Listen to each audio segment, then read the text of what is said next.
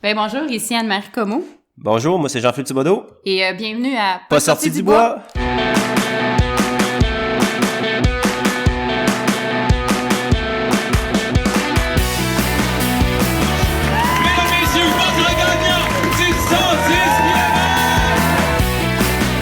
Si tu commences à te sentir bien en courant un ultramarathon, fais-toi-en pas, ça va passer.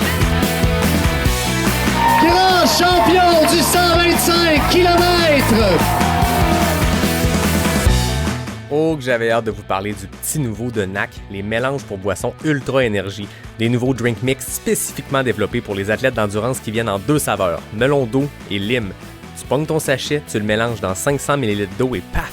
650 mg d'électrolytes, 8 g de protéines, 1300 mg de BCAA, 55 g de glucides et 250 calories. Puis au-delà des chiffres, maudit que ça goûte bon. Pour l'essayer, ça se passe sur le nacbar.com puis je t'offre 15% de rabais avec le code promo pas sorti du bois, PASSORTIDUBOIS. Let's go, allez essayer ça puis je vous souhaite un bon épisode. Ouais, on n'est pas sorti du bois, hein?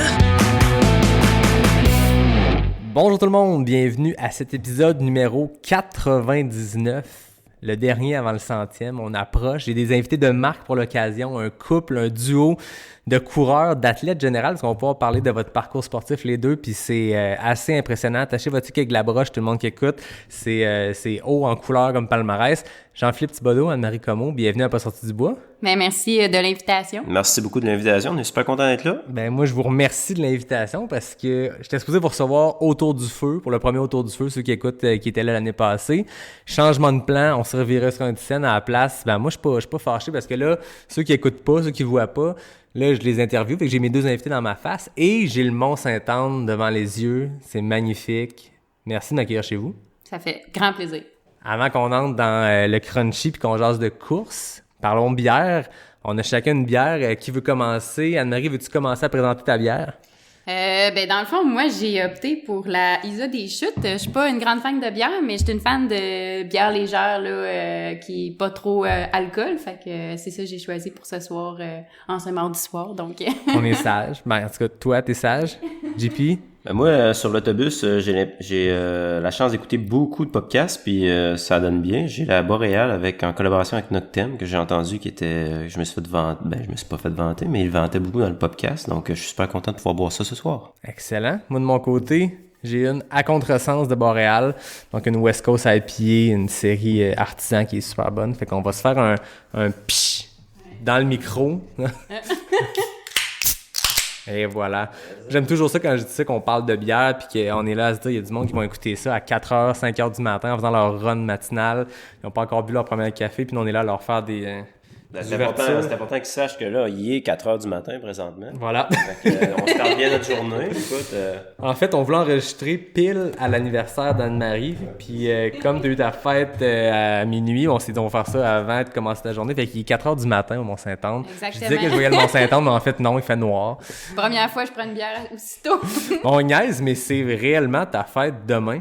Oui. Donc, au moment d'enregistrer, au moment de diffuser, ça va déjà être dans ta 26e année depuis plusieurs jours, mais bonne fête. Merci. Je suis sûr que les milliers d'auditeurs à l'écoute te le souhaitent aussi. Si vous courez dans le bois présentement, je vous incite à crier ou à chanter bonne fête Anne-Marie.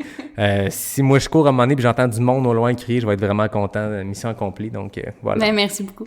Comment aller, Jean-Philippe? ouais, j'étais en train de prendre une petite gorgée, c'est un charme, ça. C'est Ouais. bien le fun. En fait, moi, je suis un gros fan de la microbrasserie Noctem, puis je dirais que ma bière préférée, c'est pas mal la IPA du Nord-Est, donc Boréal, je suis assez fan aussi, donc ouais, j'ai rien... Belle combinaison. Belle combinaison. En plus, t'as un verre du QMT.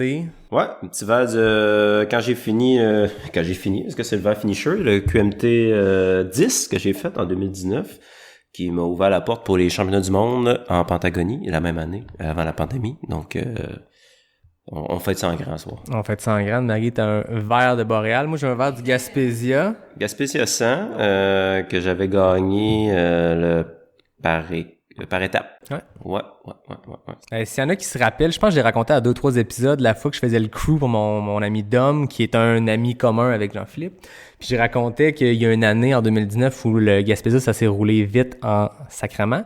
Toi, t'étais sur le trans percé. Avec un certain Mathieu Blanchard. Je sais pas si les gens connaissent. Je sais pas si vous connaissez ça. C'est ça, quand tu finis 3e à l'UTMB, c'est pas assez haut pour que le monde te connaisse. Mais, non, c'est un peu obscur comme nom. Mais... Puis quand je raconte cette histoire-là, moi, ça me fascine toujours parce qu'à un moment donné, on était au ravito à suivre Dom, qui était pas loin de vous.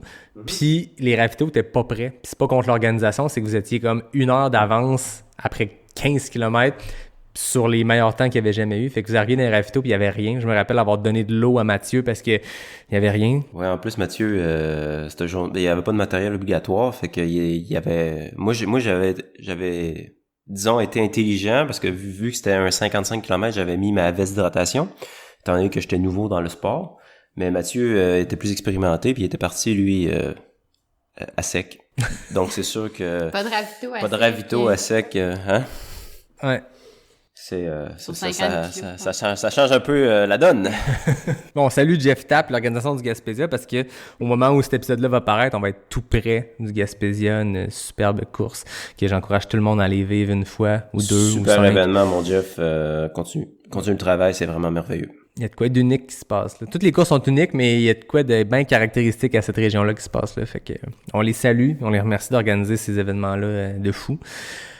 Anne-Marie, j'ai le goût qu'on commence par toi, que tu nous parles un peu de ton parcours sportif parce que c'était la 3e olympienne que je reçois. J'ai reçu une certaine Lynn Bessette, Marco Bédard et bon, c'est ma 2e invitée olympienne sur ski parce que Marco, c'était le biathlon. Toi, c'est en ski de fond. Mais reculons, parle-nous de ton parcours sportif, le ski, la course, tout ça.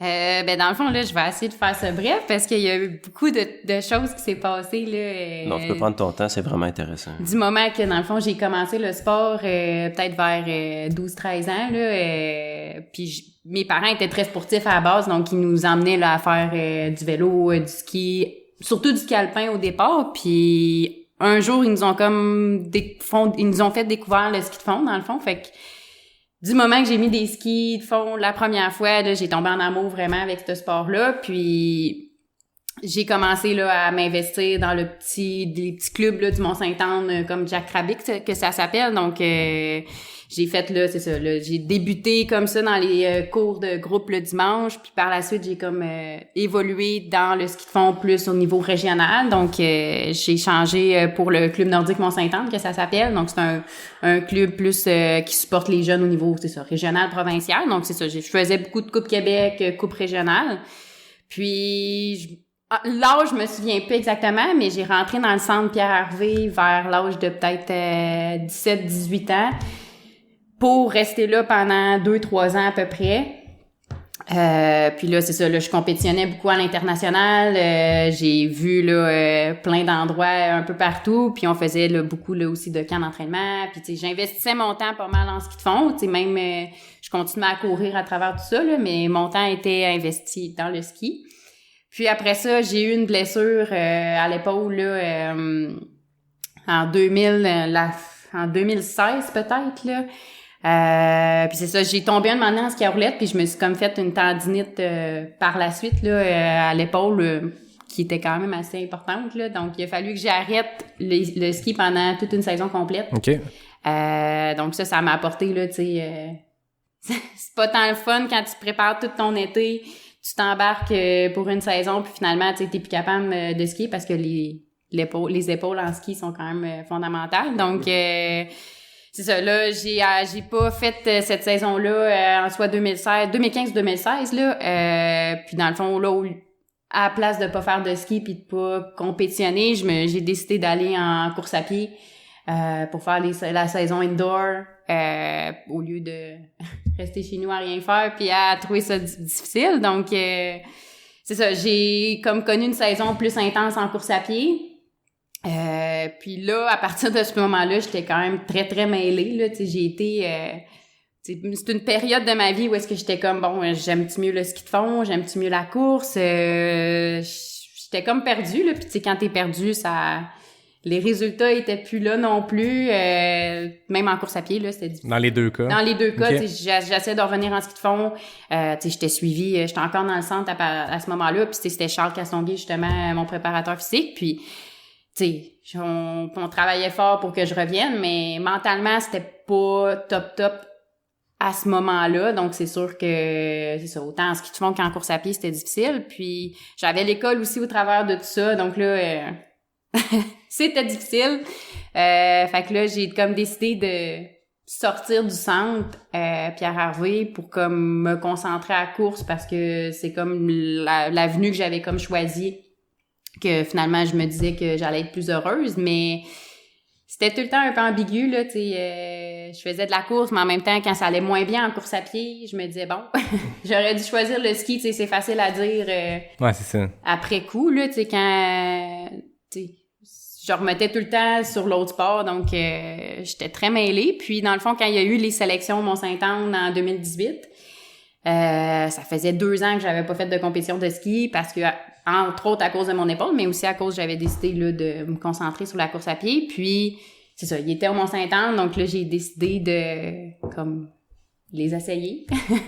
Puis j'ai décidé ça peut-être 3-4 mois avant les sélections, là, donc pour me remettre dans le bain un peu, j'étais allée faire des courses dans l'Ouest canadien pour comme refaire un peu des compétitions. Puis ben là, je me suis comme sélectionnée aux sélections du Mont-Saint-Anne. Tu sais, j'étais très en forme, comme beaucoup de journalistes après, ils me demandaient, tu sais, comment t'as fait? T'es sorti ça de nulle part, tu sais, c'était pas de nulle part. Tu sais, j'avais un gros bagage en ski de fond, j'avais quand même consacré des années à vouloir être une skieuse, puis c'était quand même mon objectif que je voulais atteindre. Puis, tu sais, je m'étais très préparée en course à pied, en cross-country, puis tu sais, j'étais en forme, mais juste quand j'ai eu du moment que j'ai su que j'allais au jeu, c'est comme quand même un autre... tu sais, c'était un autre... On dirait que je le réalisais pas, là. On dirait que c'était un rêve qui devenait, là, tu sais, réalité, mais en même temps, même quand j'étais arrivée au jeu, on dirait qu'il fallait que je me réveille, là, tu sais, c'était comme... C'était plus soudain, j'ai l'impression qu'il y a bien des athlètes qu'on voit que c'est une montée, puis c'est la même affaire, puis ils ont les yeux rivés là-dessus sans arrêt. Toi, t'as comme eu je suppose, les yeux rivés là-dessus, finalement, t'as détourné le regard, t'es allé faire autre chose, t'es revenu. Ça devait être particulier comme feeling, je me rappelle. En fait, c'est drôle parce que je regarde le Mont-Saint-Anne, puis moi, j'ai entendu cette histoire-là de la bouche de Charles dont tu parlais. On descendait le chemin d'accès, puis on jasait de plein d'affaires. Puis à un moment donné, il m'a raconté cette histoire-là de t'as pris tes vieux skis que ça faisait 6 ans que t'avais pas utilisé, tes skis de 2012, puis fait j'ai l'air de me rappeler du chiffre, mais c'est parce que hier, j'ai vu cet article-là quand je faisais mes petites recherches sur vous deux, puis j'ai vu ça, l'histoire de t'as ressorti tes skis quand t'étais junior, t'as mis ça, puis boum. C'est sûr que ça fait une belle histoire pour les médias quand ils rappent ça en une histoire, puis t'as l'air de la fille qui faisait plus du tout de ski qui est revenue, mais comme tu le racontes, t'avais quand même, je veux dire, t'as commencé à courir, puis dans ces années-là, j'étais allé voir aussi les résultats, puis ça se passait bien aussi en course, non? Ouais, j'étais en très bonne forme au niveau là, VO2, puis tu sais, je l'ai vu quand j'étais arrivée aux Jeux olympiques, j'étais pas dans le game pantoute, là, tu sais, même tu parles des skis, il y a des filles que je connaissais pas pantoute des autres pays qui venaient me voir puis qui me disaient « Qu'est-ce que tu fais avec cet équipement-là? » Tu sais, c'était un vieil équipement, des vieilles bottes. Même le représentant de Swix, il était venu me voir puis il m'avait donné des bâtons parce qu'il trouvait que je faisais pitié, là, tu sais. Toutes les personnes, il y avait une 20aine de paires de skis. Moi, j'arrivais là avec ma petite poche de 3-4 paires puis des vieilles paires, tu sais. C'était pas...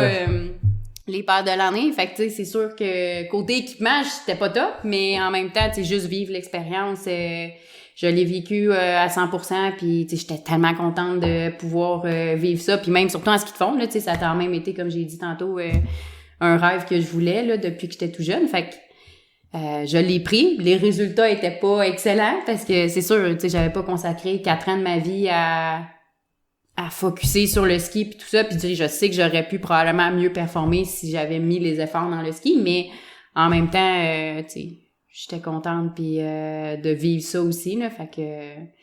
Puis c'est ça, après ces Jeux olympiques-là, je suis comme revenue. Puis là, ma blessure à l'épaule était comme... Elle s'était empirée là-bas, là, tu sais, parce que elle était pas... C'est une tendinite, ça disparaît pas comme ça, donc... Là-bas, ça m'a même hypothéqué parce que là, tu sais, j'avais comme augmenté le ski de fond que je faisais en peu de temps. Donc, c'était comme quand même intense, là, du moment que je me suis sélectionnée jusqu'au jeu. Donc, quand je suis revenue, mon épaule était vraiment là dans un état pas très bon. Fait que là, j'ai comme décidé de d'accrocher mes skis finalement puis de dire que je prenais pour vrai ma retraite. Puis, ça a jamais été, tu sais, une décision aussi claire que ça, là. Tu sais, j'étais prête.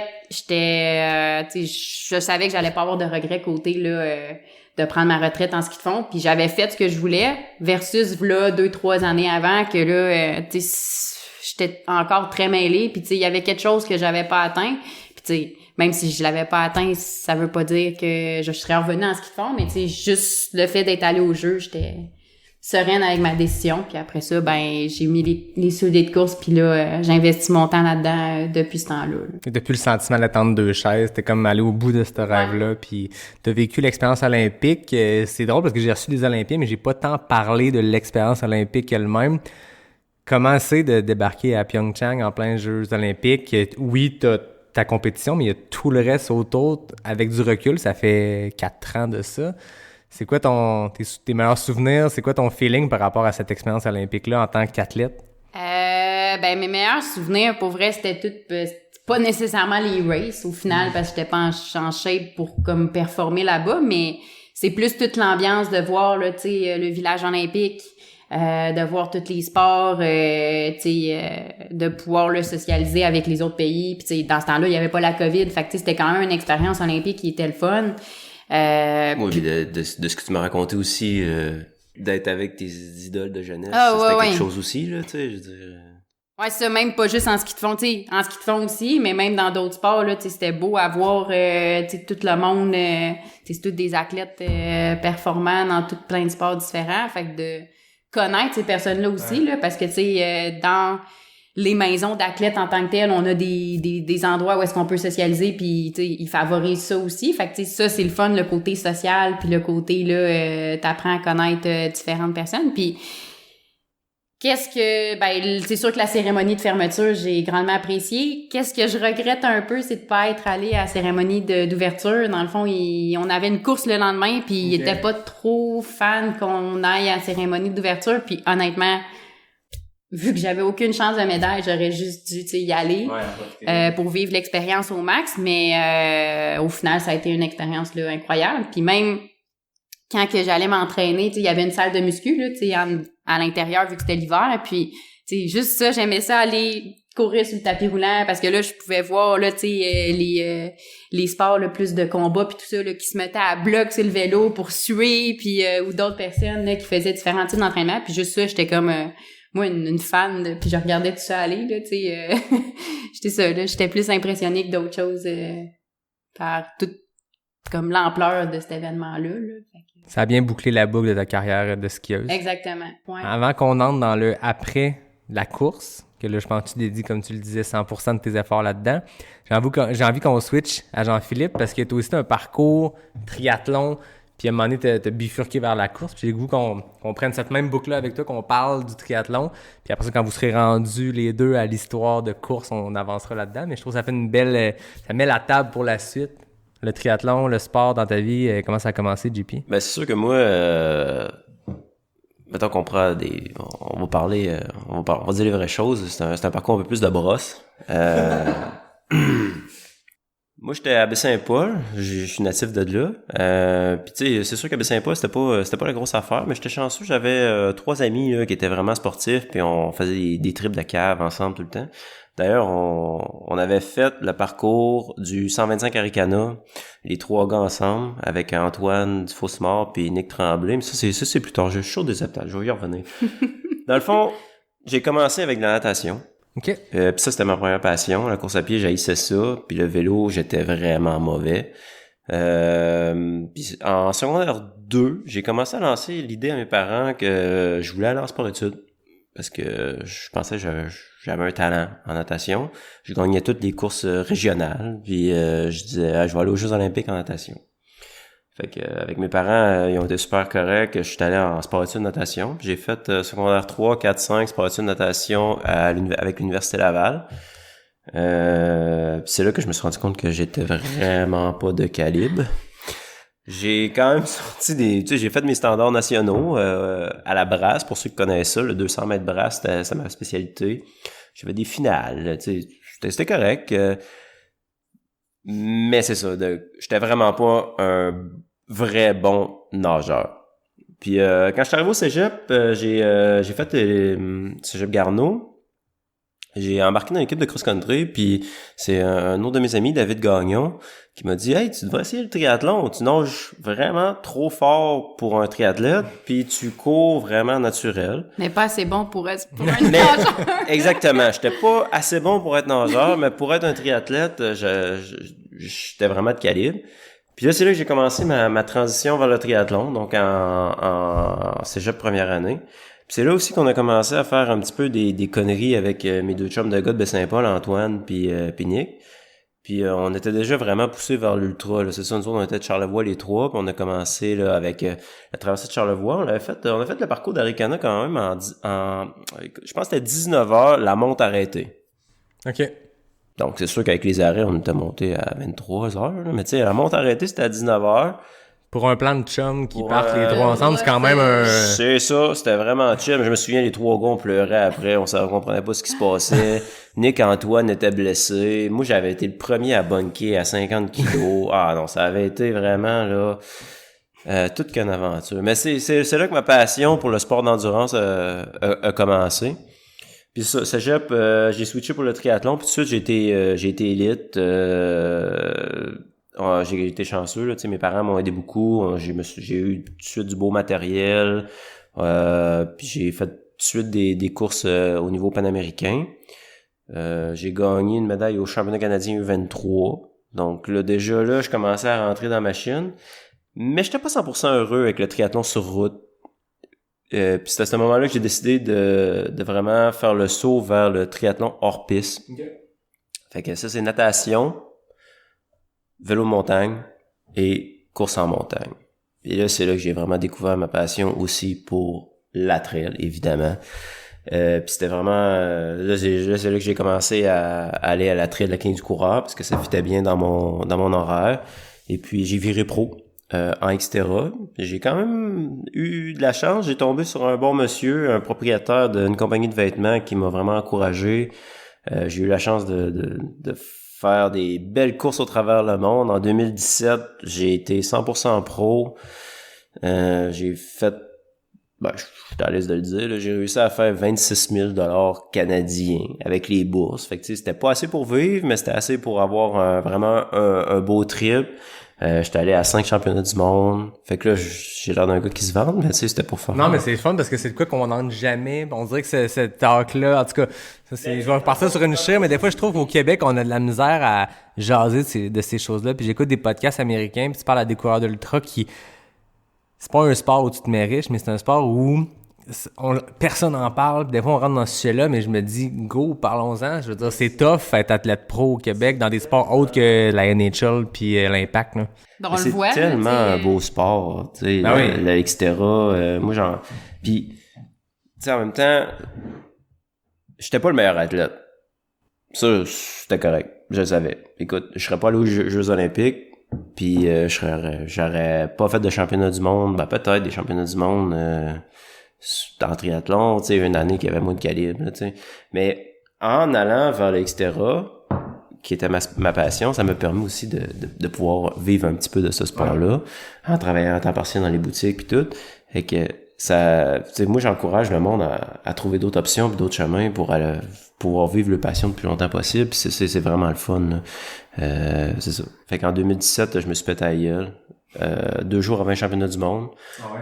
Je me suis cassé la clavicule. Fait que ça a mis fin à ma carrière de triathlète. Après ça, je me suis lancé dans le trail. Mais t'as essayé de revenir en J'ai essayé de revenir, mais... Ouais, OK. La vraie histoire, c'est que... On a le temps, c'est un podcast. Tu peux rentrer dans la vraie histoire. C'est une bonne histoire, fait que... OK. La vraie histoire, c'est que j'ai essayé de revenir. J'étais revenu vraiment en shape. J'étais avec le Rouge et Or. Je m'entraînais beaucoup avec Alexis Lepage, qui est allé aux Jeux olympiques les derniers JO. Je m'entraînais avec Charles Paquette, qui probablement va aller aux prochains Jeux olympiques. Puis j'ai rencontré quelqu'un, une fille, à un moment donné. Une skieuse? Une skieuse, ouais. Puis tu sais, je la suivais en vélo. Puis elle était déconcentrante un petit peu. J'ai échappé ma roue d'en avant, puis je me suis cassé le coude. Ben non. Ben ouais. Puis pas juste... Non, c'était pas juste cassé un peu. Non. Puis là, c'est ça, j'ai eu une opération, c'était quoi? C'était Ben, t'avais des... Ben, c'est parce que le coude était rendu, dans le fond, il était sorti. Ouais, c'est ça. Je me suis déchiré des ligaments, je me suis cassé le coude. Il y avait des os puis, qui avaient éclaté. après ça, c'était ossification osseuse, Ouais, une affaire c'est de ça. même. Fait que j'ai jamais été capable de vraiment renager à cause de ça. Fait que c'est pour ça aussi que je me suis lancé vers la trail après Avec ça. la combinaison de la clavicule, l'arrêt, le retour. Ouais, là, le je me coude, suis dit c'est assez. Puis tu sais aussi, je commençais à être pas mal endetté, là, tu sais, ça c'est la vraie histoire aussi, là. La carte de crédit a commencé à être écœurée, puis tu sais, c'était bien beau d'avoir mon père que, tu sais, mettons, normalement, je suis au Costa Rica, puis j'ai appelé mon père, puis là, j'ai dit, j'ai même pas eu besoin de rien dire, j'ai dit combien. Parce qu'il savait que j'étais mal pris, que j'étais à l'autre bout du monde. J'étais pas à l'autre bout du monde, j'étais au Costa Rica, mais il reste que j'étais là avec mes 2 bicycles, carte de crédit loadée, je pouvais pas rien faire. Fait que tu sais, à un moment donné, c'est ça, c'est d'essayer d'aller chercher une qualité de vie. Mais j'ai eu une belle run, puis j'étais vraiment chanceux pour le niveau que j'avais de faire autant de compétitions, puis de voir autant de pays, là. C'est le fun de voir le chemin qui mène à la course. Après, dans les mêmes années, toi, t'es revenu de Pyeongchang, c'est 2018. Ouais, dans le fond, j'étais revenue en 2018, puis on s'est rencontrés en genre, 2018, mais comme en mai-juin. La dans bêche, ces le eaux. Bessic, c'est en 2018 aussi, le Ouais, plantage. c'est, Hein. Pas longtemps après. Ou 2018. Par chez nous à Beauport, on Ouais. disait qu'on se bêchait en Bessic, mais Ouais, je on sais se pas bêchait en si... Bessic. C'était au Là, je me Mont-Saint-Anne. suis bêché je au vais pas Mont-Saint-Anne. dire où, mais... Non, faut pas dire où, parce que c'est un peu gênant. C'est quasiment Jean Larose. Ça s'appelle l'agent Larose. Fait que, il y avait pas de grands risques là. Fait que 2018 a été tes débuts, le moment où tu t'es dit je me focus 100% sur la course. Ouais. Là, je sais qu'aujourd'hui, t'as fait beaucoup de cross-country à l'Université Laval, t'as fait de la piste. À ce moment-là, t'étais-tu aux études? À quel moment t'es rentré dans l'équipe à l'Université Laval? Dans le fond, en 2018, j'étais avec l'Université Laval, puis juste à cause du ski de fond, tu sais, j'étais pas jamais à temps plein aux études, là, tu sais, je gardais tout le temps des cours, mais tu sais, c'était soit 2 ou 3 cours par session. Fait que tu sais, j'ai commencé mon bac en 2016, puis tu sais, ça a été, ça m'a pris 4 ans. Dans le fond, je l'ai fini la session passée. Non, là, 1 an. Fait que ça a été quand même long là à finir. Puis c'est ça, en 2018, j'étais encore en train de finir mon bac. J'étais avec le Rouge et Or là cross-country. Puis même là, cet automne, j'étais encore avec le Rouge et Or cross-country. Puis l'automne prochain, non. Étant donné que là, je commence une maîtrise en fiscalité, puis ça te donne juste à l'Université de Sherbrooke. Donc, Switch-tu d'équipe ou... Probablement pas. OK. Mais c'est ça, fait que je vais plus pouvoir courir pour le Rouge et Or, mais anyway, il me restait, je pense, 1 année là, d'éligibilité pour courir. Mais ça a été, tu sais, le cross-country demeurait la saison que j'adorais aussi, là, tu sais, même quand je faisais du ski de fond, là, c'était une saison que je tripais, fait que j'ai bien aimé faire le cross-country. Il y a eu des moments plus difficiles, là, en cross-country, juste... là, je débarque un peu du sujet, mais juste l'automne passé, tu sais, j'ai pu seulement faire une course de cross-country à cause d'une grosse blessure. Fait que, tu sais, ça a été quand même difficile. Puis j'ai eu beaucoup de blessures. Le moment que je me suis décidée de me mettre à la course, j'avais comme jamais vraiment connu là des blessures en ski, à part la tendinite, mais tu sais, ça, c'était en raison d'une chute. Tu sais, c'était pas en raison d'une surutilisation ou quoi que ce soit. Fait que, ce qui fait, on était habitué de s'entraîner, là, tu sais... 20 à 25 heures semaine, sans trop de problèmes, à part la gestion de la fatigue. Mais là, en course à pied, je suis comme tombée là-dedans. Tu sais, j'étais motivée, j'étais craquée. Moi, je voulais tout le temps faire plus. Fait que les blessures sont apparues. Je pense que j'ai connu ben des trucs, là. Je les ai toutes testées, les pieds, les tendons, puis tout ça. Fait que... Les genoux, j'ai eu... la fesse. Ouais, tout. Tout le bas, là, j'ai... T'ouvres le livre de la clinique du coureur avec les blessures oui, de ça. coureur, Ouais. tu peux comme témoigner. Oui. Ouais, on a le livre à Blaise en blanc, d'ailleurs. Fait que, tu sais, ça a été difficile, là, tu sais, d'accepter de un. Il fallait que je ralentisse aussi des fois parce que, tu sais, quand j'étais blessée, c'était des grosses blessures, fait que je poussais tout le temps à la limite aussi, fait que... Mais j'allais te demander parce qu'en ski de fond, je sens que le volume d'entraînement en nombre d'heures vraiment sur des skis peut être très élevé vu il y a moins d'impact que la course. La course, même à un niveau du tien, un niveau très élevé, il y a tu sais, je veux dire, il y a un max d'heures quand même à un certain point. Tu peux pas faire 20 heures à toutes les semaines sur tes pieds en train de courir. Tu peux faire 20 heures actif avec du multisport, avec de l'entraînement en salle, mais est-ce qu'il y a ça aussi de t'es rentré en course et t'es comme allé all-in avec tes standards de ski ou... Ben, c'est le problème, c'est que je courais pas tant l'hiver. Puis tu sais, Okay. même l'année des Jeux, je courais peut-être... je continuais à courir un peu pour souvent des activations avant mes courses de ski, mais tu sais, c'était soit de 30 à 40 kilos semaine. Fait que tu sais, c'était pas beaucoup pour une coureuse. Puis après ça, quand j'ai arrêté, j'ai décidé d'accrocher mes skis en 2018. Je me suis dit, OK, là, je m'étais planifié plein de courses à pied, là, demi-marathon de Montréal. Après ça, j'avais fait la clinique du coureur. Tu sais, j'avais plein de courses sur route aussi. T'as QMT, juste QMT, 15 du coureur, Ouais. t'avais fait un marathon, des Le demi-marathons, 10 km d'Ottawa. 10 km à Baie-Saint-Paul, 10 km par-ci, Ouais. track and field. Pour ceux qui écoutent, moi, je suis allé voir les résultats. Posez-vous pas de questions, c'est toutes des premières places à peu près à tout ça. Voilà, le bout de gênant est fait. C'est toujours le fun de plugger ça, mais... Il reste que la charge, c'était plus pour la charge qu'on Ben disait oui, ça. je sais bien. Ouais, tu sais, c'était beaucoup trop. Pour, Ouais. tu sais, v'là 4 ans, j'étais quand même jeune, tu sais. Au final, j'avais juste 22 ans. Ouais. Puis là, je m'étais commencé, moi, j'étais comme go dans les heures d'entraînement. Fait que là, c'était minimum, je voulais faire du 100 kilos semaine. Je respectais pas tant mon plan. Fait que là, tu sais, j'en faisais beaucoup trop pour ce que j'étais habituée de faire, finalement. Fait que là, c'est ça, là, j'ai vu que c'était pas comme ça qu'on gérait ça en course à pied. Quand j'étais plus capable de courir, là, c'était comme, bon, OK. Finalement, tu sais, faut y aller progressivement. Puis là, j'ai maturé quand même depuis...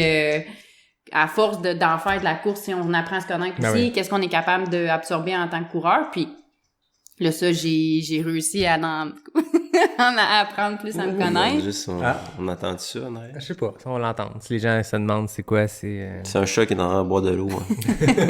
c'est la faune du Mont-Saint-Anne. C'est ça. Désolé. Mais ouais, fait que j'ai eu des blessures, mais depuis là que je respecte plus un peu tu sais, mes semaines d'entraînement, puis tu sais, je fais pas 20 heures de course semaine, là, tu sais, ça je le suis quand même là rigoureusement puis tout ça, puis j'aime ça faire d'autres choses. Tu sais, je continue à faire du vélo, faire de la marche en montagne. Tu fais encore du ski de fond l'hiver? J'en fais encore. Juste la blessure que je t'ai dit tantôt, Ouais. je me suis déboîté l'épaule à l'automne dernier. Fait que ça a été difficile Ok. côté pour le ski de fond. À cause d'un triple saut de 28 mètres dans la rivière Jean-Larose. Non, dans la Mais rivière c'était Saint-Anne. ouais. Non, ça a été une grosse niaiserie. Fait que je me suis déboîté l'épaule, puis là, c'est ça. Ça a été quand même rough revenir de ça. Puis donc ça, cet hiver, j'en ai pas tant fait, là. Je pense 3-4 sorties. Mais sinon, je demeure que d'habitude, là, l'hiver d'avant, pendant la COVID, j'en faisais quasiment tous les jours, là. Puis, tu sais, cross-country, t'as fait de la piste, puis on le voit aussi dans tes résultats en ce moment, tu sais, autant sur du 10-15 km route, t'as gagné les Pichoux cette année, t'as fait des gros temps sur demi-marathon. C'est quoi les objectifs en ce moment? Je sais que t'as du trail aussi à travers, là. Je veux dire, en 2020, vous avez fait couler un peu d'encre. J'étais retourné voir des articles de Distance Plus où vous aviez complètement éclaté les records du Arikana Lone Wolf. Fait que ça se passe ouais, bien. ouais. JP, on sait qu'avec ton parcours, t'avais un background de trail, mais là, on n'a pas tant parlé d'Anne-Marie en trail, mais j'ai vu des résultats de trail qui remontent à 2014 au QMT, une première place au QMT 25.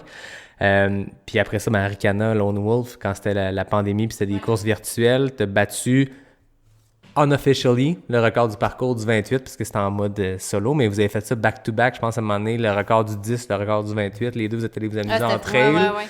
Fait que la course, on voit que tu fais de la trail, tu fais du demi-marathon de route, t'as un marathon, je pense, si je me trompe pas. J'en ai deux. Deux à Ouais. ton actif. C'est quoi les objectifs en ce moment de course? Ben dans le fond, tu sais, toutes les distances m'intéressent au final. J'ai essayé de me lancer dans le marathon là, tu sais les deux marathons que j'ai faits là en 2019, juste avant la pandémie finalement. Puis là c'est ça, je me disais OK, j'aimerais ça comme m'améliorer en marathon puis voir qu'est-ce que je suis capable de faire, mais j'ai vite réalisé que attends, là, faudrait que j'améliore mes temps d'abord sur le 10, même sur le 5, puis sur le demi. Puis, tu sais, je sais que j'ai du potentiel aussi sur les courtes distances. Puis, tu sais, je voudrais voir qu'est-ce que je suis capable de faire là, tu sais, avant d'atteindre un âge que, tu sais, ta vitesse, tu l'as perdu un peu. Fait que là, je suis plus comme sur 5, 10 000, même demi-marathon, c'est une distance là qui m'intéresse beaucoup. Là, fait que, tu sais, là, j'en ai fait pas mal cette année, puis je vois que j'ai place à l'amélioration aussi, là, sur cette distance-là, puis même sur 10 000 aussi, tu sais, le 10 000 que j'ai fait sur piste, là, dans le cadre des championnats canadiens, tu sais, j'ai quand même amélioré mon temps, puis je sais que je peux encore l'améliorer, là, avec plus de gros entraînements, donc, pour l'instant, c'est ça, puis je sais que le marathon va suivre par la suite, mais tu sais, je veux me laisser le temps de voir ce que je suis capable de faire sur le plus court. Puis après ça, switcher sur marathon parce que, tu sais, marathon, j'ai encore beaucoup d'années là pour réussir à aller vite sur cette distance-là. C'est juste les marathoniennes au Canada présentement, ils ont toutes quasiment 40 ans là, à part quelques-unes là, mais tu sais sont toutes plus vieilles. Fait que je me dis juste prendre l'expérience sur des distances sur route puis tout ça. Puis j'aime toujours inclure des distances de trail aussi là. Je fais le QMT cette année le 25. Je suis pas une fan de ultra là, tu sais, je vais jamais, je pense, m'embarquer dans des courses, tu sais, de 160 puis tout ça. Tu sais, j'adore le courir, mais pas au point de me rendre malade puis tout ça. Donc, ce qui est le fun, c'est qu'on l'a sur tape, ce qu'elle vient de dire.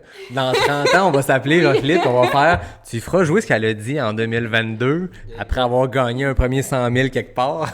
Écoute, t'as fait, tes auditeurs connaissent Charles Castonguay. Ouais. Récemment, on a fait un tour de l'île d'Orléans ensemble. Et puis, Anne-Marie était là pour nous pacer. Elle était supposée faire 10 km. Une moment donné, elle était rendue à 25 ou 26. Puis là, avec Charles, on commençait à se dire, c'est terminé. Elle fait le tour ensemble avec nous autres. Fait que là, on a commencé à offrir des gels, de l'eau. Mais c'est le genre d'Anne-Marie, ça. C'est tout le temps... ouais, non, c'est ça. Là, elle vient de dire quelque chose que j'y crois pas. Mais c'est correct qu'on l'a sur tape. On l'a sur En tape. même temps, inversement, moi, aux gens qui écoutent, on n'est pas là pour prôner les distances à tout prix parce que, tu sais, des fois, dans l'ultra, il y a ça. Puis, je trouve ça le fun qu'on ait des ambassadrices, des ambassadeurs de notre sport de dernières années qui focusent plus sur la courte distance puis qui l'assument pleinement parce que des fois, j'ai l'impression qu'en trail, l'appât des longues distances devient comme la finalité. La seule façon d'avoir du fun en trail, c'est de faire des 100 000, mais non, si t'aimes pas ça plus que 25 km, t'as le droit aussi. Je suis d'accord avec toi, oui. Puis, je respecte totalement, moi, ceux qui font, en fait, je respecte beaucoup ceux qui font des ultras. Juste avoir fait ma plus longue entrée, c'est un 60 kilos. C'était 8000 mètres de D+? C'était beaucoup. Hein? Je sais plus, mais... C'était où, ça? C'était... À Kenmore. C'était notre 3e date. Oh, OK! C'est comme ça qu'on rentre là-dedans après ça. Ben, allons-y direct, let's go. On reviendra à toi, Jean-Philippe, ton parcours de course. Parce que là, ça, je trouve ça intéressant. 60 kilos comme 3e date. Ah ouais, c'était drôle. C'était drôle parce que c'est ça, c'était l'été 2018. C'est ça, c'était... Ouais, c'est ça. Je m'étais-tu cassé la gueule dans ce temps-là ou pas encore? Pas encore, on commençait. Ouais, c'est ça. C'était avant C'était avant que je me pète la gueule. C'est ça, moi, bon, on a commencé à se dater. À la clinique du coureur. Ouais, la première... Ouais, c'est ça, on était allé prendre une bière, mais c'était pas une date, non. parce que c'est ça, moi... non, c'était pas une date encore. Puis c'est ça, 2 semaines après, je partais 1 mois à Calgary parce que le monsieur qui me commanditait était basé à Calgary, puis j'allais m'entraîner là-bas, j'avais une maison, tout, j'étais super bien. Puis justement, le monsieur, il voyait bien les étoiles que j'avais dans les yeux quand je parlais d'Anne-Marie, fait qu'il a dit, ben fais-la venir. Fait que un de mes bons amis, qui est Joël Desgreniers, qui est propriétaire de Run Up Hill, Ski Up Hill à Kenmore, qui vient d'ouvrir une boutique à Squamish aussi. Il me dit, hey, on va courir avec Adam Campbell. Je sais pas si ça dit quelque chose. Ben oui. Ça dit quelque chose. Adam Campbell, c'est 3e place à Hard Rock avec un éclair sur la tête, non? Et voilà. Voilà. Voilà. Fait qu'on va courir avec Adam Campbell. Sa femme qui est décédée finalement. Puis 2 autres... non, Joël puis l'autre. Ben toi, là, je t'écrivais pas Joël, là-dedans. moi, toi, Ouais. puis... j'ai un blanc, c'est comment? Ouais. Arnaud Boisvert. Et Arnaud Boisvert. Ouais, fait que c'est ça. Fait que Joël me dit ça. Puis là, je dis, ouais, Anne-Marie arrive demain. Je sais pas si ça fait ça des longues distances. Fait que j'appelle Anne-Marie. Parce que c'est ça, je l'avais appelé. Puis j'ai dit, hey, pourquoi tu viens pas à Calgary? J'ai une maison, j'ai un char, viens-t'en. Fait que j'avais dit oui. Fait qu'elle avait dit oui. Elle me filait aussi. Fait que t'étais pas le seul qui avait des étoiles dans les yeux, je pense. Non, c'est ça. Puis là, j'ai dit, OK, parfait. Fait que là, j'étais bien, blablabla. C'est 2 semaines, peut-être 2 semaines après que moi, j'étais déjà là. Puis là, je l'appelle la veille qui était dans l'avion. Je dis, hey, demain, ça te tente-tu courir 60 kilos, tu sais? Puis c'est ça, c'était comme notre 3e date, puis on était allé courir 60 kilos. On avait appris à se connaître pas peu parce que moi, j'étais en shape de 10 km. Puis La plus longue sortie, c'était peut-être 30 km, là. Fait que c'était un bon... Ouais, puis c'était vraiment c'était pas un 60 km plus, là, c'était un allée, c'était le Rock Wall, si vous, ceux qui connaissent le Rock Wall. Très belle trail, mais... C'est vraiment beau, mais c'est en altitude, puis c'était ça, c'était comme quelque chose comme 6 ou 7 000 de D+. En tout cas, les deux, on était blessés le lendemain. Ouais. Fait qu'on est allé prendre de la blessé. bière sur le bord d'un lac au lieu de se faire du sport. C'est ça. Puis c'est ça, là, quand j'ai fait, justement, c'est ça, tantôt, je respecte le monde qui font des trails, de l'ultra, là, parce que juste 60 kilos, là, quand il me restait 10 kilos, j'étais bunké raide, puis je me disais, tabarouette. Comme, après ça, quand j'ai connu Jean-Philippe qui a commencé à faire de l'ultra, des 125, des 160, il m'aurait resté 100 kilos. Pas de 160 ans. Ben, éventuellement. Fait que... Fait que c'est ça, là, je respecte ça m'intéresse pas pour l'instant, mais je trouve que avant qu'on entre dans cette super histoire-là, mais j'aime t'entendre dire que justement tu vas respecter, puis qu'en ce moment t'es plus focus sur des courtes distances, entre guillemets, les demi-marathons et tout, puis je pense que ça te va bien le demi-marathon, là. J'ai lu quelque part dans mes recherches que t'as fait le 5e meilleur chrono de l'histoire du Québec. Ça faisait comme 30 ans que personne n'avait touché ces chronos-là. Fait que ça se passe relativement bien sur demi-marathon. Ben oui, c'est ça. Puis comme j'ai dit tantôt, c'est une distance que j'aime, que j'ai appris à aimer. Puis tu sais, comme dans le monde de l'ultra, c'est très court, mais en même temps, ça demeure sur la route que c'est quand même une bonne distance. Puis je sais que tu sais, ma mère, c'est le record du Québec là sur demi-marathon, donc tu sais, j'essaie d'améliorer mes temps pour baisser, tu sais, j'aimerais ça baisser en bas d'1h13, puis je sais que c'est faisable, fait que... T'as fait 1h13 23, puis le record du Québec, c'est? 1h12 30. 29, pour être exact. 29. OK. Donc, puis ça date depuis 1987, là, si Ouais, je c'est me ça, trompe les gros pas, records c'est de demi-marathon. C'est quand j'ai vu ça que t'avais le 5e temps, j'étais comme, OK, c'est malade, je m'écris ça. Puis là, je vois qu'après, ça faisait comme 30 ans que personne avait touché à ça. Là. Mais ce qui est le fun, c'est que là, c'est deux filles, là. Ouais, ben, comme Elissa Legault, là, sûrement que t'as déjà, t'as vu ça sûrement en fin de semaine, mais, tu sais, là, elle a pris une très grosse coche sur route. Puis, c'est ça qui est le fun aussi, là, parce qu'au Québec, des filles qui courent des distances, il y en a pas. Puis, tu sais, juste moi, je m'entraîne la plupart du temps tout seul parce que même dans l'université Laval, des filles qui courent plus que 10 kilos, il y en a pas tant que ça. Puis, je focus pas tant sur la track non plus. Tu sais, j'en fais des courses sur track, mais c'est pas ma priorité. Donc, tu sais, c'est beau à voir, c'est le fun à voir qu'il y en a qui se développent, puis juste elle, tu sais, je l'ai vu courir à Ottawa en fin de semaine, puis... Mais Elissa, elle a fait le marathon, non? Ouais, c'est ça. mais 2h33, ça commence à être... Tu sais, c'était très impressionnant, puis à la voir courir, j'étais... Tu sais, je lève mon chapeau parce que elle était dynamique, même à 40 kilos, puis je voyais toutes les autres, puis j'étais comme... Ils courent pas pareil, puis c'est impressionnant, puis c'est le fun à voir. Fait que...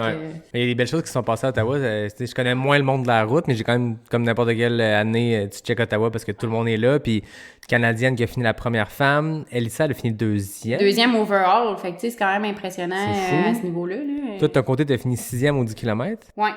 Ça a été une course tough. Ottawa, je trouve ça tout le temps dur. Tu sais, je veux pas mettre la faute sur la température, là, mais on dirait que j'ai de la misère à gérer là, l'humidité d'Ottawa. Puis, mais c'est tôt dans l'année pour se pitcher dans des canicules, parce que année après année, Ottawa est toujours assez chaud.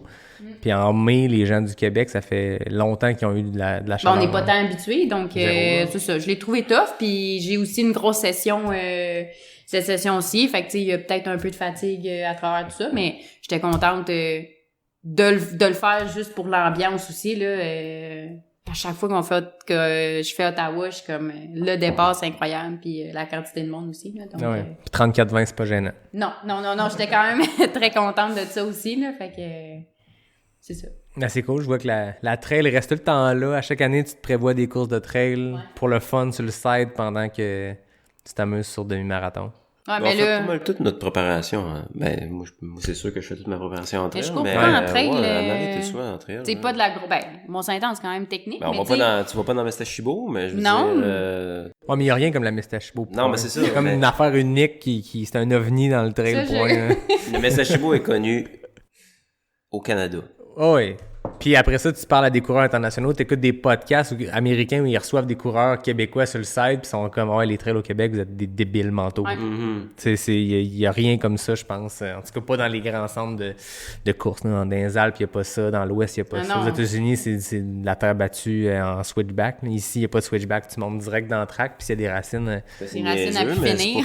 C'est pas pour rien, c'est assez compliqué de se trouver des souliers adéquat pour les trails du Québec, parce que les souliers sont tellement rendus maximalistes que c'est compliqué de trouver des bons souliers, là. Parce que les grandes compagnies vendent beaucoup en Europe, dans les Alpes, où c'est hyper montagneux, mais où c'est, de manière générale, je vais pas généraliser, quand même assez roulant. On s'entend. Aux États-Unis, tu sais, une marque comme Oka, pour ne pas le nommer, ça reste qu'ils ont une grande offre pour ce type de course-là, parce que, justement, tu sais, c'est Western States, c'est Hard Rock, c'est des courses qui sont assez roulantes, puis... Exact. Ils ont un modèle qui fit bien pour nos trails, à mon goût personnel, mais après ça, tu checkes leur site, la section trail, t'es comme, ben ça, c'est cool, mais je peux pas porter ça dans des sentiers techniques au Québec, là. Ce que j'aimais beaucoup du triathlon, c'était toute la question matérielle.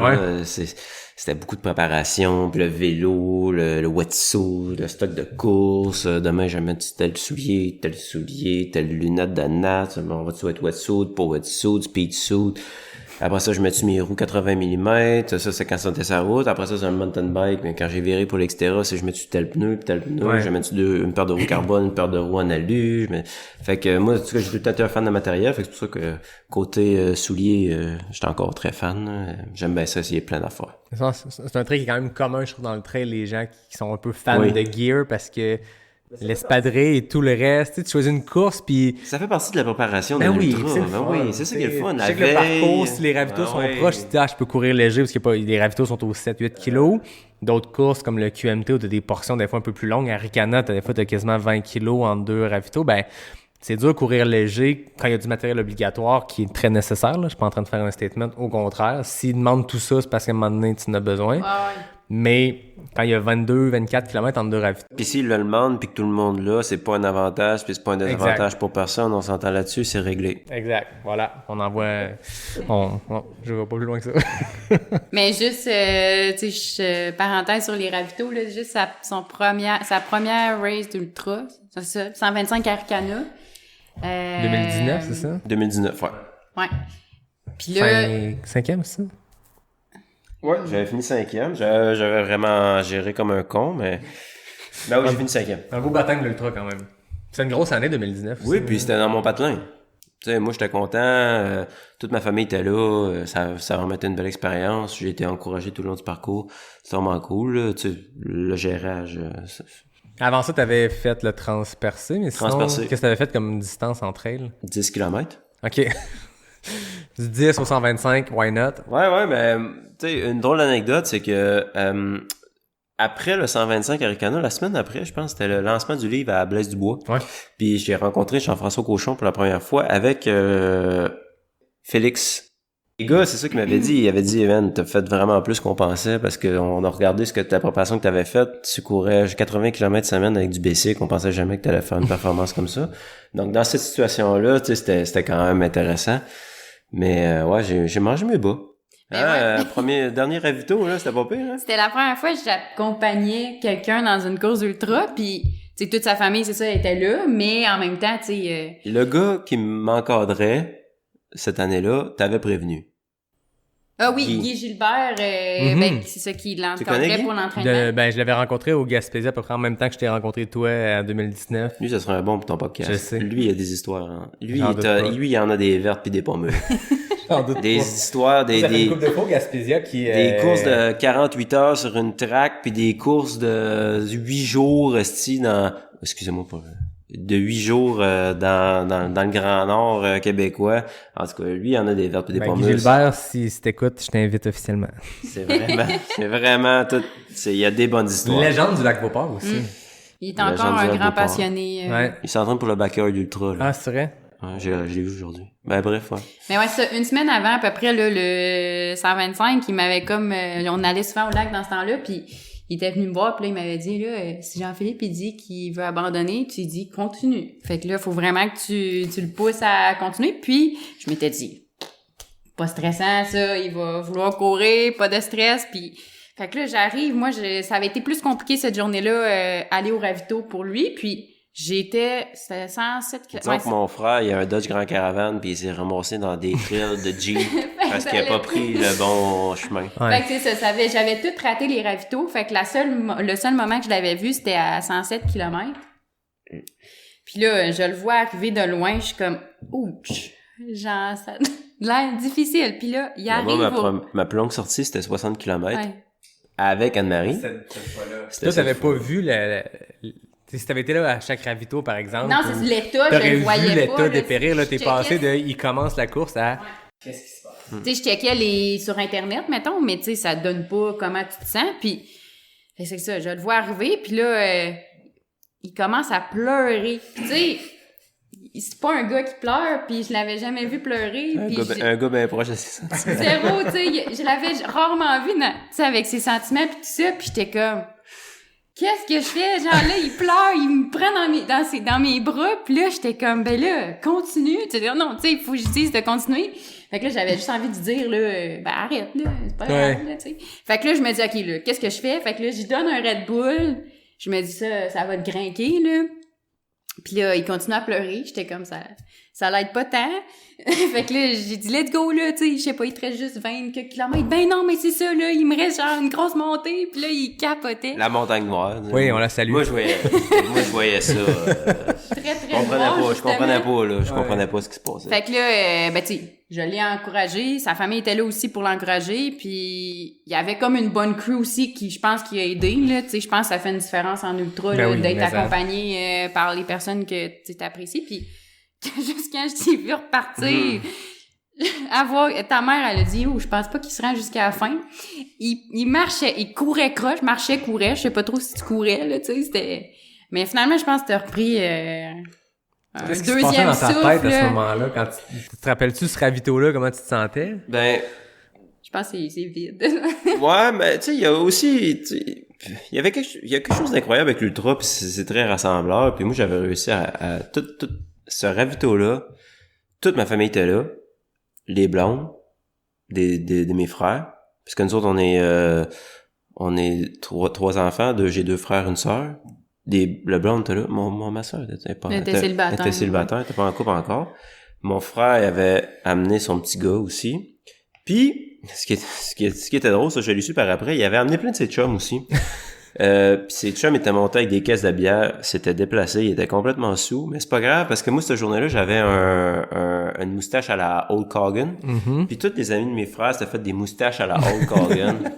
En tout cas, fait que là, moi j'étais arrivé là, j'étais sauté, je comprenais pas ce qui se passait, puis je suis pas mal sûr qu'il y a plein de monde qui peuvent comprendre là. J'avais sous-estimé? Ouais, sous-estimé. J'avais vraiment sous-estimé la distance. Je m'étais dit, j'ai déjà fait ça avec mes chums de gars, ça va être facile, je suis en shape, je fais du bicycle, je te fais ça un ultra, ça sera pas de tout. Non. Mais c'est vrai qu'il était pas stressé, tu sais, même la veille, j'étais comme, stresse-toi, je sais pas, tu t'en vas faire 125. J'étais vraiment, j'étais content de faire ça. C'était un beau défi. Ben, surtout que c'était dans Charlevoix. Charlevoix, ça faisait des années que je voulais le faire. Puis c'est ça, je suis parti, puis j'ai eu du fun. Je suis arrivé aux 60 km, j'étais là, j'avais du fun. Puis j'ai rattrapé, là où est-ce que je dis que j'ai mal géré, c'est que je suis tellement pas parti vite. J'étais loin en arrière. Moi, j'étais tellement stressé de sauter, mais finalement, j'aurais dû partir plus vite parce que j'aurais sauté pareil. Ouais. Mais j'ai rattrapé du monde tout le long, puis le monde y arrêtait. C'est là que j'ai rencontré Elliot, qui avait des problèmes gastriques. Il a pas été capable de finir cette année-là, mais tu sais, tu rencontres du monde, tu parles, tu dis, on court ensemble un bout, puis c'est le fun, puis il y avait l'Américain, je me souviens pas de son nom, il est rendu papa, tu sais, tu parles, c'est vraiment un beau monde ultra, puis c'est ça, quand je suis arrivé au 107, ben là, j'ai vu toute ma gang, puis j'étais vidé. Il y avait rien d'autre à dire, j'étais vidé, j'avais mal géré, je comprenais pas ce qui se passait dans mes jambes, j'avais mal partout, c'est ça, partout, là, tu sais, je veux dire, un ultra, c'est ça qui est malade, t'as mal aux épaules, t'as mal au chest, t'as mal au dos, t'as mal partout, tu comprends? Ça commence par avoir mal aux jambes.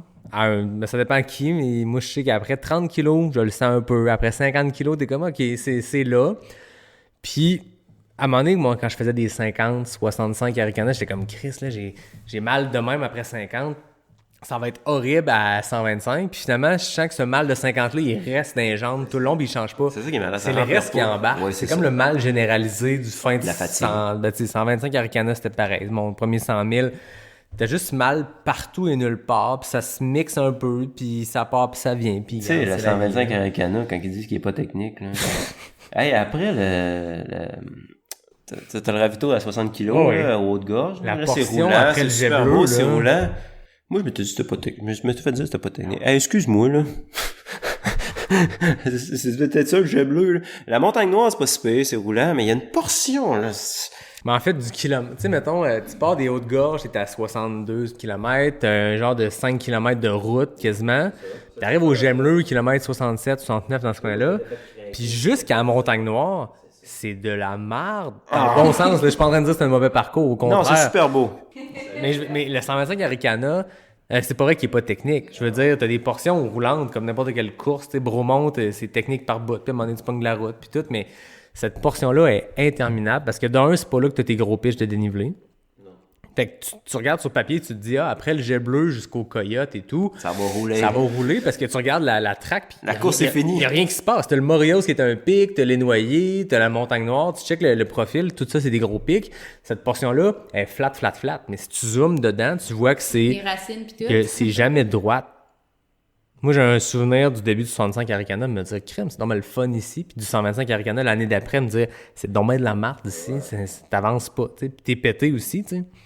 Fait qu'on salue les gens qui trouvent qu'Arikana est très facile, très roulante. Non. Je suis pas d'accord. On est deux. Parfait. Puis Anne-Marie non plus est pas d'accord. Mais là, pour m'avoir vu, tu Ah, ouais. Le 28 km, par contre, est très roulant. Oui. Ça, Ah oui. vois. Ouais. Après le Mont Grand Fond, ça ouais. descend sur comme... À part la petite portion de 2 kilos, mettons, là, qui est plus technique, mais sinon, c'est une course, c'était une course pour moi, là. Tu sais, Ah moi, oui. je suis pas une grande fan de technique, là. Tu sais, je suis correct, mais je vais pas si vite que ça. Même, on avait essayé, Ouais, le Golden Tour, c'était Golden Tour Series à Mont-Tremblant. OK, ouais. on l'avait essayé. Oh là là. Ça, c'était pas dans nos cordes. costaud? Hein. C'était costaud. J'étais bonne à monter, mais en descendant, j'étais pas si bonne.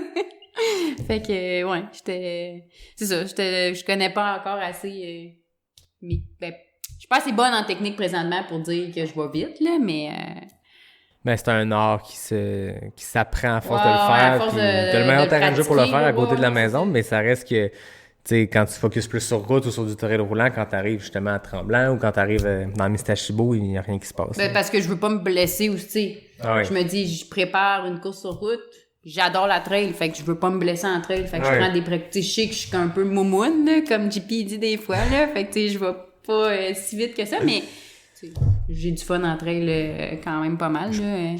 Les gars, je vais embarquer sur le QMT 25 parce que ça s'en vient. C'est quoi tes objectifs? Avoir du fun ou t'es là pour racer? Ben, dans le parcours, je le connais honnêtement par cœur. Ouais. Puis il est zéro technique, tu sais, il y a des sections plus techniques, mais pour vrai, il est très roulant. Puis souvent, en training, l'été, on le fait, là, tu sais, quand on a une longue sortie à faire, on va faire le 25 QMT. Ben oui. Puis, tu sais, fait que je suis habituée de le faire. Fait que, tu sais, c'est sûr que j'aimerais ça... je peux pas dire que j'aimerais ça battre mon record de plusieurs années parce que c'était pas le même parcours. Non, c'est ça. Mais tu sais, j'aimerais ça quand même faire un bon temps puis essayer de suivre le plus possible certains gars, puis tu sais, je vais tout donner finalement, puis tu sais, j'ai pas d'objectif en tant que tel, là, mais faire une race puis voir qu'est-ce que je suis capable de faire parce que tu sais c'est une course pour moi aussi en termes de c'est ça, juste que c'est pas technique, fait que ouais, de tout donner finalement là, je sais pas j'ai pas d'objectif là en Ben, c'est particulier. parfait, c'est un bel mais, objectif. puis c'est ça, là, après ça, je risque pas de faire d'autres races sur Ouais, en trail. Honnêtement, j'ai pas pensé par la suite, là, tu sais, juillet, août, je sais pas vraiment ce que je fais, là, fait que, OK. pour C'est quoi tes l'instant, prochaines courses après? j'aimerais ça peut-être faire le marathon de Montréal en septembre. OK.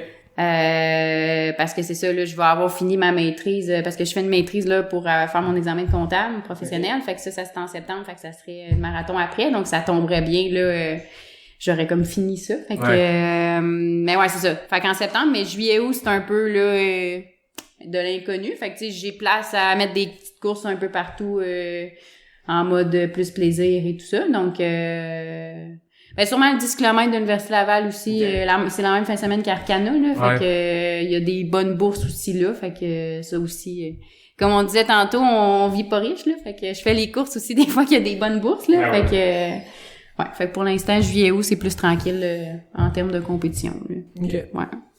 Toi, JP, c'est quoi que t'as cette année à part ben on l'a même pas dit, QMT 50, il y a ça qui s'en vient, mais... Ouais, QMT 50. Mais moi, dans le fond, là, je pense que ça peut être quand même intéressant d'en parler. Tu vas comprendre ce que je veux en venir avec ça.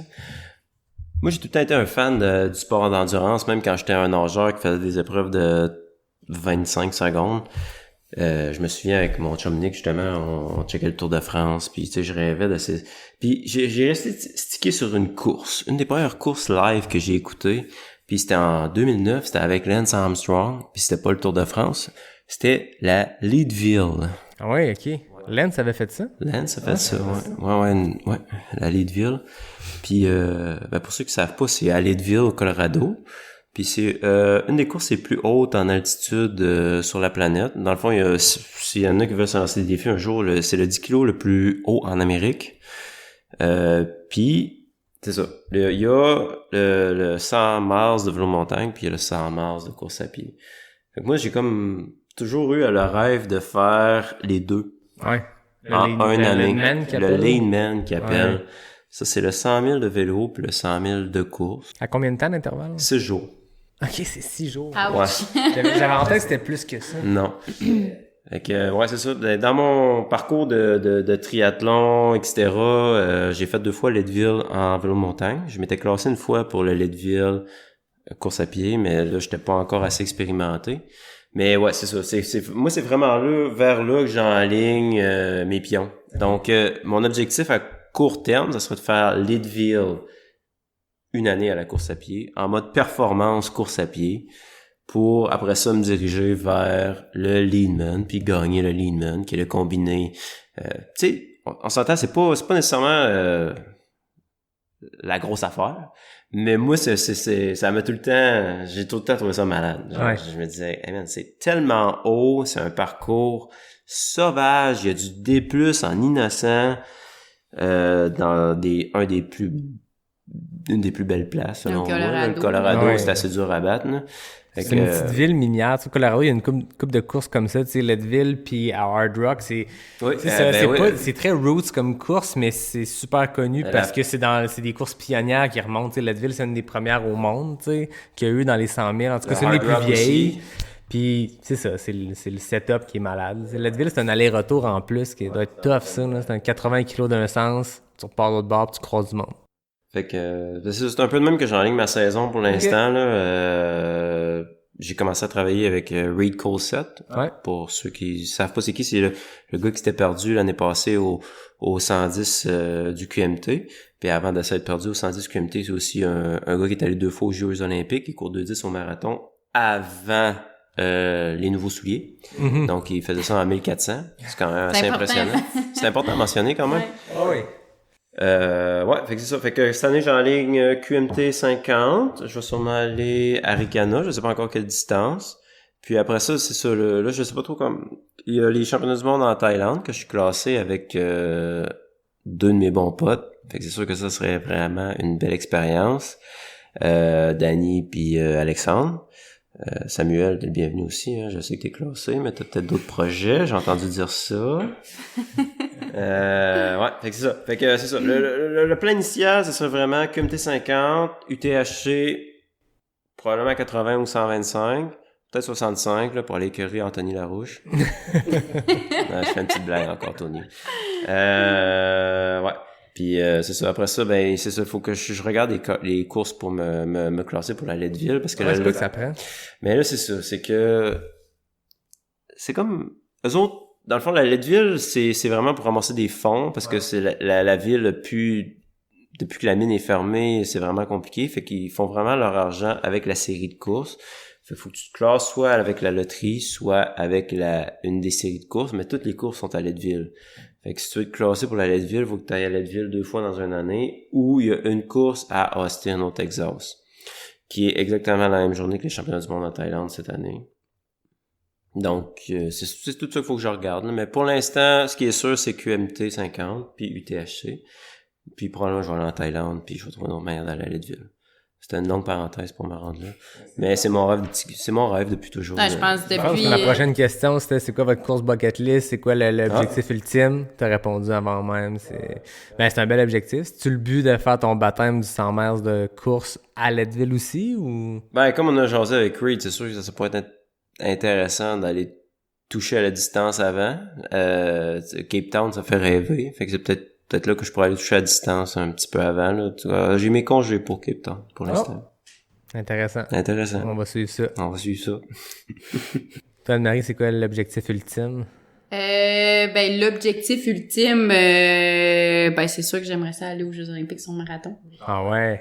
C'est un énorme objectif, mais c'est ça, je dis ça, puis même si je l'atteins pas, je vais quand même avoir atteint ce que je veux en termes de sport, mais les courses que que je veux faire, c'est le marathon de Boston. Ça, c'est comme une course mythique que tout le monde fait. Ben, pas tout le monde, mais tu sais, quand tu fais du marathon, tu touches souvent à cette course-là. Ah oui. Puis aussi, depuis bien des années, là, j'aimerais ça faire le marathon du Mont-Blanc en trail. J'aimerais ça y aller un jour pour faire ce race-là, là. Fait que juste à cause, le parcours, l'endroit, puis toute l'ambiance aussi qui est dans ce race-là. Fait que c'est ça, c'est mes 2 courses que j'aimerais vraiment faire.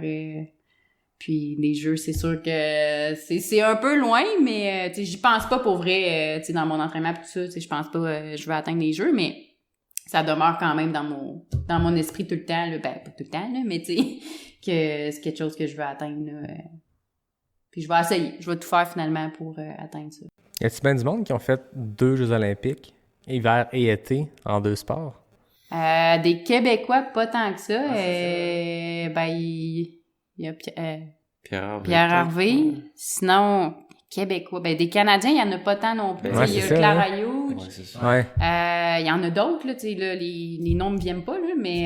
Il y a un tu sais, jeune, je pense. C'est pas une longue liste, là. Non, c'est ça, tu sais, c'est probablement mes doigts, puis ça fait le tour, là, fait que c'est pas... Fait que c'est pour ça que ça serait encore plus... tu sais, gros pour moi. Ben oui. Puis, depuis longtemps, même, je sais, j'avais dit ça là, à mes parents de donné que j'aimerais ça, être sur une ligne de départ aux Jeux Olympiques sur marathon. Tu sais, même, on dirait que je l'imaginais plus que sur une ligne de ski de fond, là. C'est pas Jacqueline Garraud que t'avais dit ça aussi? Elle m'avait dit quand il y avait les... Jacqueline Garraud qui est allée aux Jeux Olympiques sur marathon, qui a gagné deuxième... Non, elle a gagné Boston. Ouais. Elle m'avait dit, ouais, elle m'avait vu courir, puis elle m'avait dit, t'as le talent pour aller sur marathon, puis tu sais, ça fait des années, là, donc... mais, tu sais, je me rappelle que quand elle m'avait dit ça, tu sais, j'avais les étoiles dans les yeux, tu sais, d'un, juste parlant d'une marathonienne qui est allée au jeu, puis, tu sais, ça m'a toujours resté, là, de participer à un jeu d'été aussi, c'est une ambiance différente que les hivers, fait que, ouais, c'est pas mal mon objectif ultime, là. Tu disais tantôt, Jean-Philippe, toi, t'es coaché par Reed Coulsett. Est-ce que t'es coaché par quelqu'un, Anne-Marie? Je suis coaché par le coach de l'Université Laval, Félix-Antoine Lapointe. Fait que c'est ça. Ouais, il coach pas mal toutes les athlètes. Dans le fond, lui, il est en charge de les athlètes comme...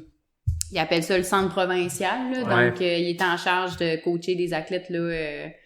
du Québec qui ont un certain niveau de performance, puis aussi il coach des athlètes du Rouge et Or, là. Il a été toujours investi dans le Rouge et Or depuis que je le connais. C'est lui qui me coachait aussi. Ouais, c'est ça. Depuis que je le connais, c'est lui mon coach. Quand j'étais au Rouge et Or, c'est lui qui me coachait. Ouais. De 2011, quand j'étais allé au CI, c'était lui qui me coachait. Ouais, fait que ça fait longtemps qu'il est dans le milieu de la course à pied, là, fait que... Puis toi, comment t'as vécu cette transition-là, ou en tout cas ces débuts-là avec Reed? C'est vraiment intéressant en fait. Tu sais Reed, ça fait longtemps qu'il roule sa business, puis ça fait longtemps qu'il est dans le monde de la course à pied, puis il est resté old school pareil, hein, quand il m'envoie mes entraînements. Ah, là, ouais. Ça va être un petit peu comme toi avec ton entraîneur. T'en as déjà parlé dans les podcasts, j'ai écouté tes podcasts. C'est des gros entraînements. La différence, c'est que ça va être vraiment dans des zones très dures. OK. Ouais. Tu sais, quand tu finis un entraînement, t'es content, là. Ouais. Puis, tu sais, je pense que si tu skippes une rep, faut pas que tu sois déçu non plus. Mais ouais, moi, Ouais, cet hiver, ça a été... Ouais, pour vrai, ça remontait souvent, c'était sur le tapis roulant, puis il remontait souvent, tu sais, genre, griffement à côté, mais il avait même pas fini la moitié. J'étais comme, ça va, Jimmy? Mais tu sais... Ouais, mais là, tu vois, j'ai réussi à finir les entraînements. J'ai fait mon meilleur temps sur demi-marathon ce printemps.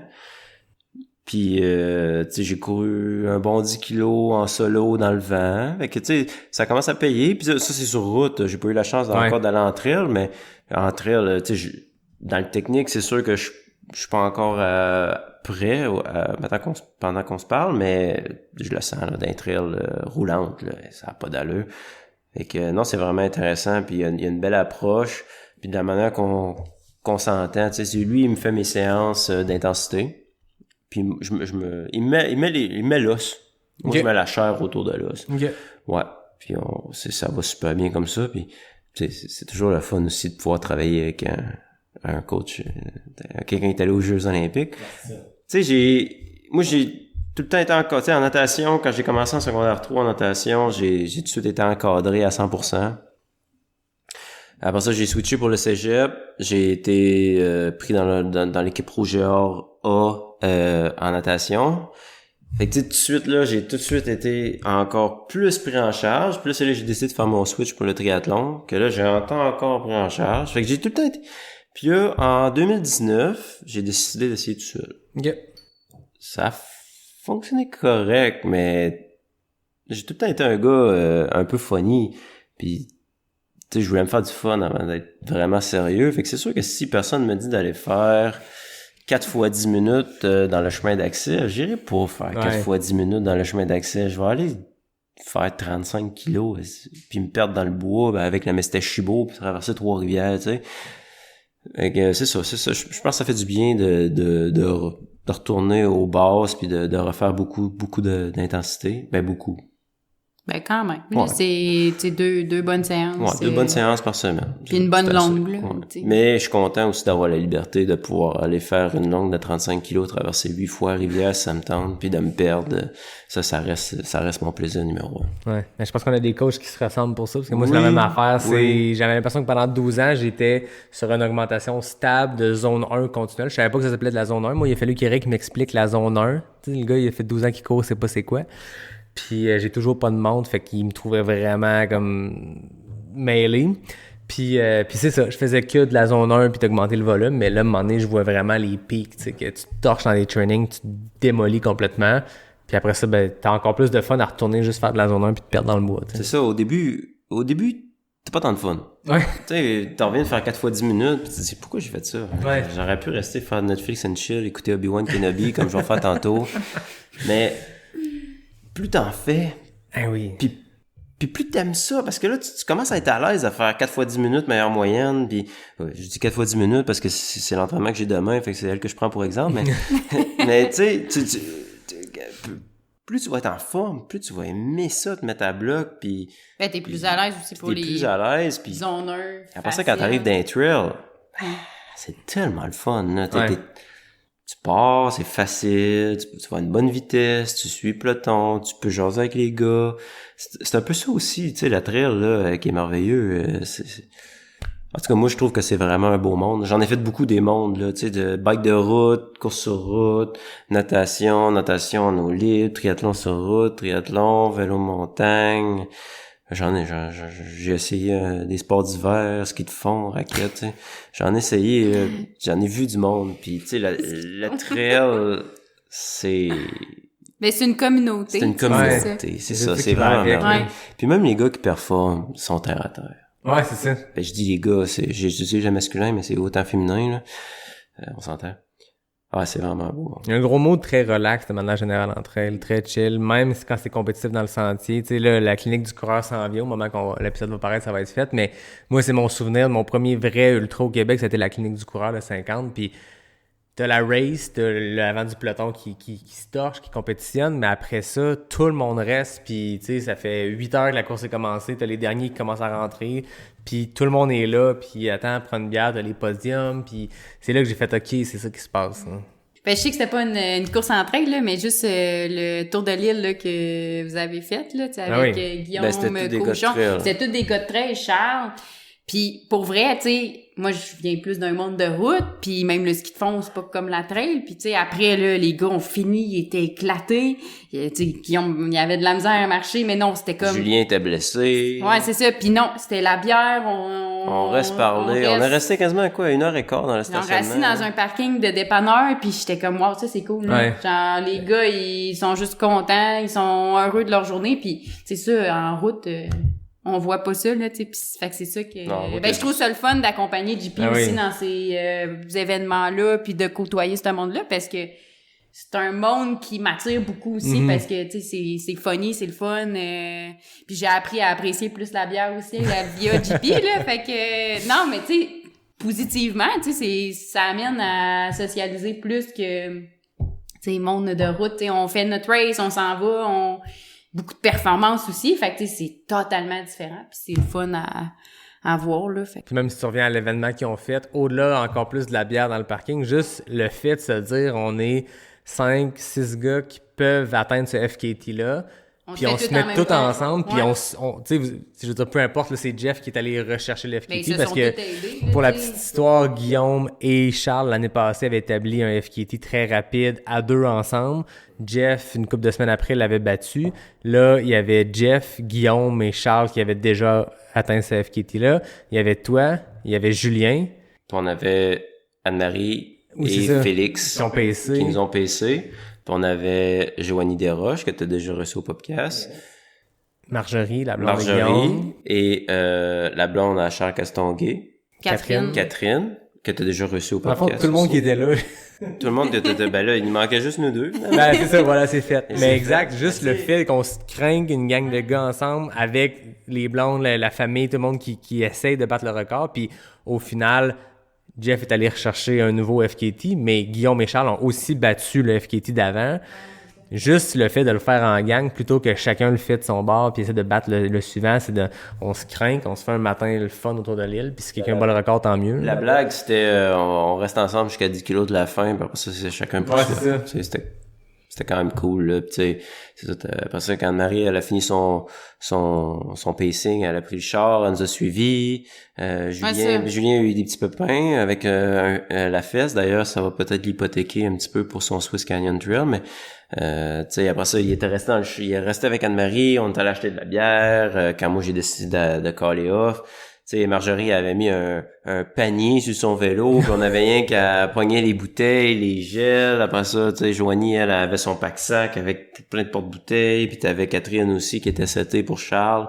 Fait que non, c'est ça, c'est vraiment des événements différents, puis c'est une communauté. Comme tu te souviens de ces événements-là aussi, événements-là, c'est le fun, puis tu sais, juste après Charles, gros événement chez lui, puis tout ça, puis tu sais, au final, c'est le fun, là, c'est super amical pis tout, là. C'est s'ouvrir la gueule pour le plaisir, s'ouvrir la gueule, parce qu'il y avait rien au final, là.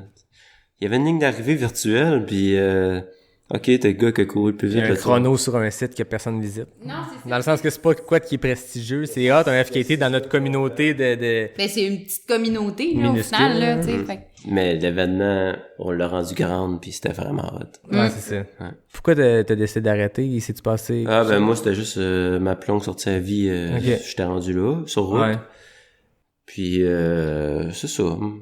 Je comprenais plus trop ce qui se passait. Ben, à un moment donné, il y a comme décroché, parce que moi, je suivais en auto avec Julien, là, qui avait arrêté à cause de sa fesse, puis ça, à un moment donné, il a comme commencé à dropper, c'était peut-être à 39-40 kilos, là, tu sais, fait que mentalement, de un, ça a joué, puis là, tu m'as comme demandé s'il fallait t'arrêter, puis là, j'étais comme...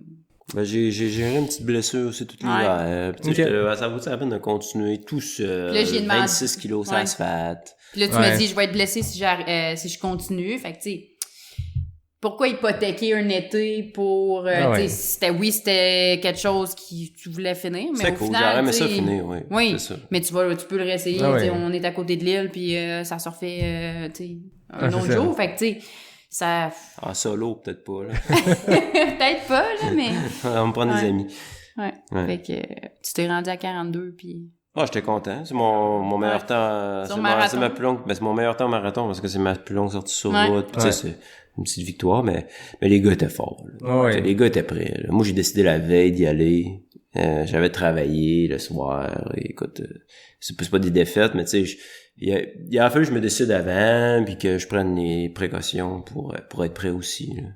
Les gars étaient prêts. Non, Ouais. c'est... Puis les gars sont solides. Ouais. Les gars sont très solides. Ouais.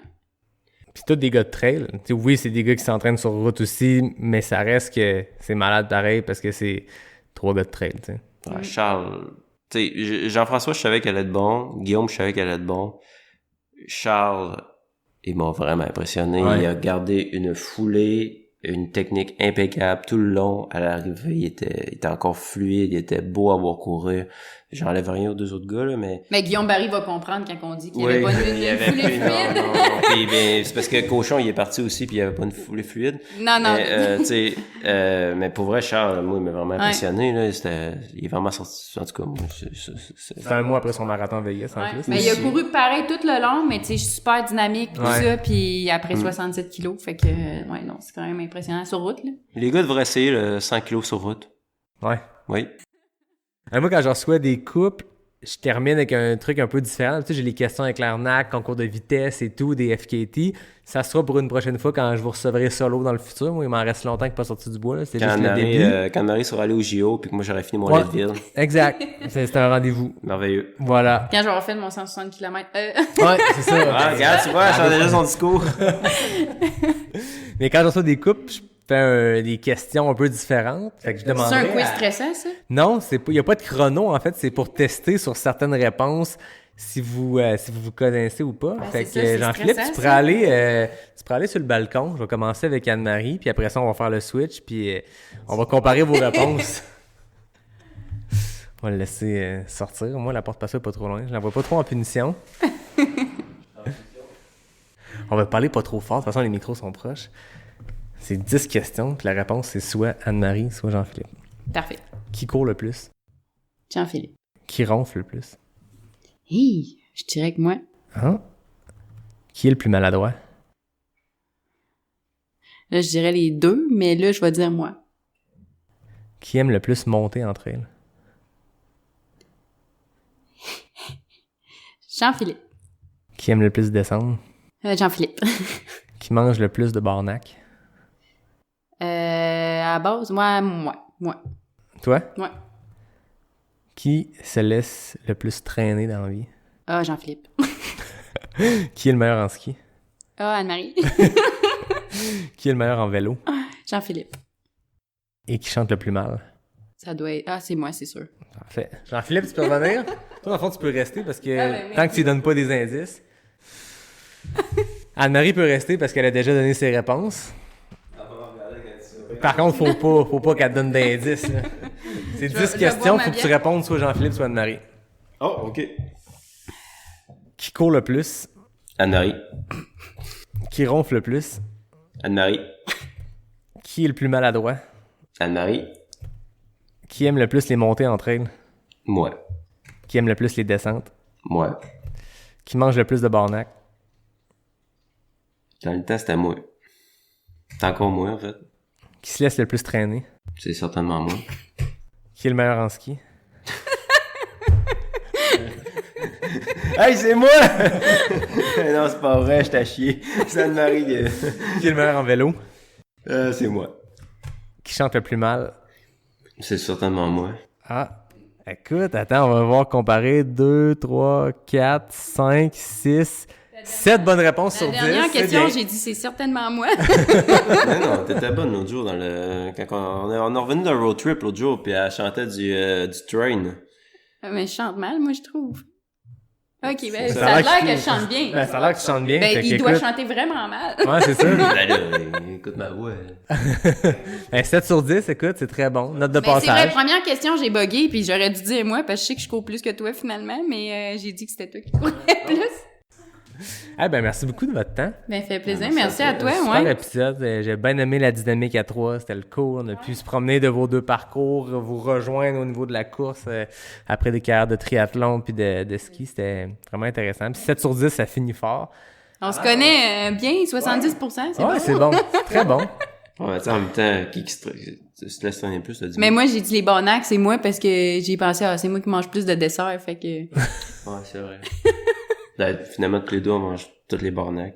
Ouais, c'est ça. Ouais, tu il sais. s'en gaspillait pas. Hein, Non, tu sais, Non, ça, il se gaspillait pas. OK. C'est bon.